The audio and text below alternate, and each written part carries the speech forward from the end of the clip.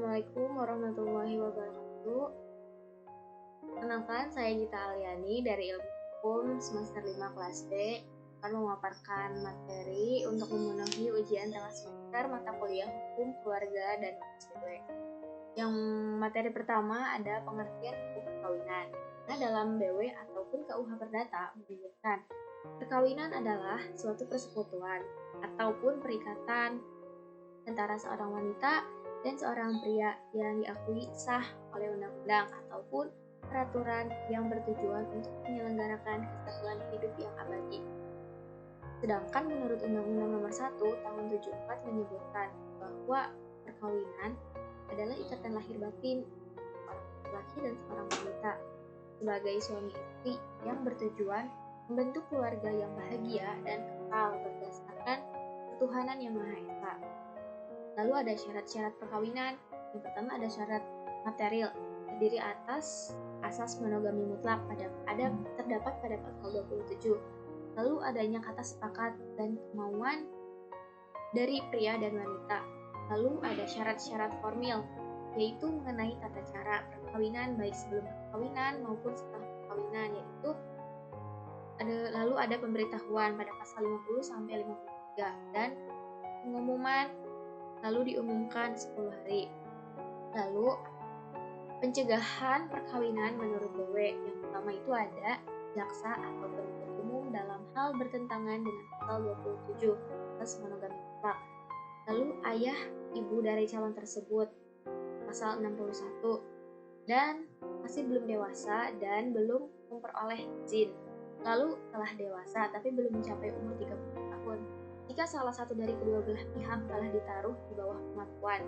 Lalu wali apabila orang tua telah tidak ada adalah kakek atau nenek. Dan suami dari perkawinan pertama yang karena perceraian belum melewati jangka waktu 300 hari.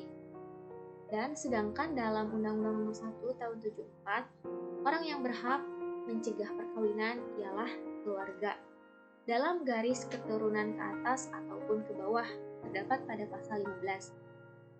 Istri dapat melakukan pencegahan pada pasal 15 dan pejabat yang ditunjuk yaitu apabila perkawinan tersebut tidak memenuhi pasal 7, 8, 9, 10 dan juga 11 pada Undang-Undang Nomor 1 Tahun 2004. Dan jika seseorang sudah melakukan perkawinan 2 kali, maka untuk ketiga kalinya tidak boleh kecuali masing-masing agama atau kepercayaannya menentukan mungkin. Apabila setelah pengumuman tidak ada orang yang datang untuk mencegah, maka perkawinan itu dibolehkan dilangsungkan. Menurut BW setelah 10 hari sejak perkawinan, menurut undang-undang setelah 10 hari sejak pengumuman. Lalu ada perjanjian perkawinan. Janji-janji kawin tidak menimbulkan hak untuk menuntut di muka hakim. Kan berlangsungnya perkawinan dan menuntut penggantian biaya rugi dan juga bunga akibat kecederaan yang dilakukan terhadapnya.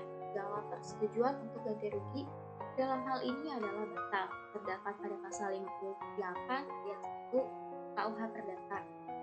Lalu ada perbedaan hukum perkawinan menurut BW dan Undang-Undang Nomor 1 Tahun 1944. Yang pertama ada dari definisi hukum perkawinannya, yaitu menurut BW, definisi hukum perkawinan ialah suatu persekutuan ataupun perikatan seorang wanita dan seorang pria yang diakui sah oleh undang ataupun peraturan negara yang bertujuan untuk menyelenggarakan kesatuan hidup yang ada ditegakkan menurut Undang-Undang 1 Tahun 74 pada pasal 1, yaitu perkawinan ialah ikatan lahir batin seorang laki dan seorang wanita sebagai suami istri yang bertujuan membentuk keluarga yang bahagia dan kekal berdasarkan ketuhanan yang Maha Esa. Dan yang kedua ada sifat hukum perkawinan menurut BW ialah BW lalu pasal 26 yuridis dan sahnya perkawinan jika syarat-syarat menurut undang-undang dipenuhi. Menurut Undang-Undang Nomor 1 pada tahun 74, Undang-Undang Nomor 1 tahun 1974 spesifik diperhatikan juga unsur-unsur biologis, sosiologis maupun religius. Dan yang terakhir ada konsep perkawinan menurut BW, yaitu hanya dipandang dari segi kepercayaan saja, yang mana undang-undang melihat perkawinan itu sah dan syarat-syaratnya menurut undang-undang dipenuhi. Yang diperhatikan semata-mata yaitu faktor yuridis terdapat pasal 26. Lalu menurut Undang-Undang 1 1 74. Pasal 1 Undang-Undang Perkawinan Nomor 1 Tahun 74 ialah mengenai perkawinan, yaitu ikatan laki-laki dan wanita sebagai suami istri, ikatan lahir batin, membentuk rumah tangga yang bahagia dan kekal dan berdasarkan ketuhanan yang besar. Lalu selanjutnya ada cara mendapatkan waris perdata, yang pertama melalui testament ataupun surat wasiat, yang mana testament ini merupakan yang paling utama atau yang harus didahulukan terlebih dahulu. Pada BW terdapat bagian-bagian ahli waris tertentu yang dilindungi bagiannya atau disebut dengan legitim property ataupun bagian mutlak. Itu bagian-bagian yang dimiliki oleh garis lurus ke atas, yaitu orang tua. Dan yang kedua ada sistem pewarisan menurut undang-undang. Hal ini ialah BW jika pewaris tidak meninggalkan testament ataupun surat wasiat, maka dengan sendirinya sistem pewarisan menurut BW akan berlaku. Lalu selanjutnya ada status ahli waris yang pertama itu ada fit gain to fit, ahli waris yang memperoleh warisan berdasarkan keputusannya sendiri terhadap pewaris, yang mana seperti anak pewaris, istri ataupun suami pewaris. Lalu ada beach plus perpooling, ahli waris mengganti berhubung orang yang berhak mewaris setelah meninggal dunia tidak perlu dari waris. Lalu ada macam-macam golongan pewaris. Ada golongan 1. Golongan ini terdiri dari suami ataupun istri yang hidup terlama, duda maupun janda beserta anak dan keturunannya ke bawah tanpa batas. Yang kedua ada golongan 2, di mana golongan ini terdiri dari tua, ayah ataupun ibu dari pewaris beserta saudara dan keturunannya sampai derajat 6. Golongan 3, golongan ini terdiri dari keluarga saudara menurut garis lurus ke atas, kakek dan nenek, baik dari garis ayah maupun garis ibu. Terakhir, golongan 4, golongan ini terdiri dari keluarga saudara dalam garis samping yang jauh, yaitu paman dan bibinya dari ayah dan garis ibu beserta keturunannya yang dikasih sampai derajat ke-6. Golongan yang terdekat maupun golongan yang lebih jauh dan derajat yang lebih dekat akan menutup derajat yang lebih jauh selama masih ada golongan itu. Maka dengan sendirinya akan menutup golongan-golongan yang hitungan golongan 1. Pembagian waris. Pasal 852 BW. Kepala demi kepala. Bagian kepala demi kepala ini hanya dibagikan kepada ahli waris yang dapat with eigenhoofde, di mana pembagiannya langsung dibagi secara rata untuk seluruh ahli warisnya. Lalu kedua pancang demi pancang, bagian kepala demi kepala ini dibagikan kepada waris plus perpooling, yaitu kepada para keturunan yang menggantikan posisi ahli waris yang seharusnya mendapatkan bagian tersebut dan bagian yang dibagikan. Contoh dari golongan 1 dan penjelasannya sebagai berikut. Dan golongan kedua yaitu orang tua lengkap ada pada pasal 854 BW. Ini mengatur pembagian harta waris jika waris tidak meninggalkan pasangan dan keturunannya, melainkan hanya meninggalkan orang tuanya yang keduanya masih hidup dan ibu dan saudara-saudaranya. Pasal ini terdiri dari 2 ayat yang mana mengatur pembagian hukum waris yang dari jumlah saudara-saudaranya, yaitu pasal 584 A BW, kedua orang tua tambah saudara tambah satu saudara. Jika pewaris meninggalkan satu saudara dan kedua orang tuanya, maka masing-masing ahli waris tersebut yaitu ayah, ibu dan seorang saudara akan mendapatkan 1/3 bagian. Dan ini contoh dari golongan 2. Serta ini penjelasannya. A 1/3 bagian, B mendapatkan 1/3 bagian, dan C mendapatkan 1/3 bagian. Dan golongan 3 yaitu terdapat pada pasal 853 BW, yang mana pasal ini mengatur mengenai pembagian hukum waris ketika pewaris tidak mempunyai pasangan dan keturunan, juga tidak mempunyai kedua orang tua dan saudara. Maka hukum waris akan diberikan kepada yaitu para kakek dan neneknya baik dari ayah dan garis ibu. Yang pembagian untuk masing-masing garis ayah dan garis ibu tersebut adalah sama rata ataupun dikurangi.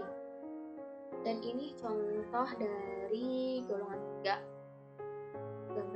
Contoh gambar dari golongan 3.